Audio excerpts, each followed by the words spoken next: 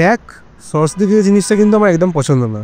মানে পুজোটা পছন্দ, কিন্তু ছেলেমেয়েরা এমন করে দিয়েছে জিনিসটা, মানে খালি দেখা যাচ্ছে কি ছেলে আর মেয়ে একসাথে হাত ধরে ঘুরে বেড়াচ্ছে, পার্কে যাচ্ছে, ঝোপে যাচ্ছে, হোটেলে যাচ্ছে, মানে ছেলে মেয়েরা মিলে জিনিসটাকে এত খারাপ করে দিয়েছে না, আমার ভালো লাগে না। মনে হচ্ছে বাড়ি থেকে আমি বেরোবোই না, সরস্বতী পুজোর সময় বাড়িতে থাকবো, পুষ্পাঞ্জলি দেবো, ঘুমিয়ে পড়বো, ব্যাস। ব্যাস এতে হয়ে যাবে? আমি তো ভাবছিলাম আমি তোর সাথে বেরোবো।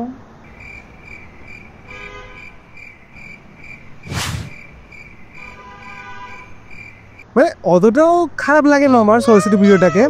মানলাম ছেলেমেয়েরা খারাপ করে দিচ্ছে জিনিসটা, কিন্তু আমার মনে হয় যে ব্যাপারটাকে একটুখানি নিজে ফিল করে দেখা ভালো, তাই না?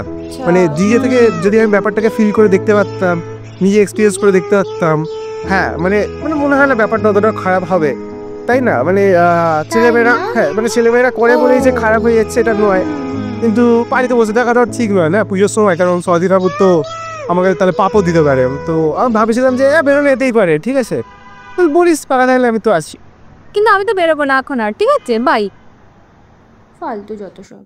টাকডুমাডুম টাকডুমাডুম টাকডুমাডুম ডুম, মা এসছেন এসেছে আনন্দের ধুম।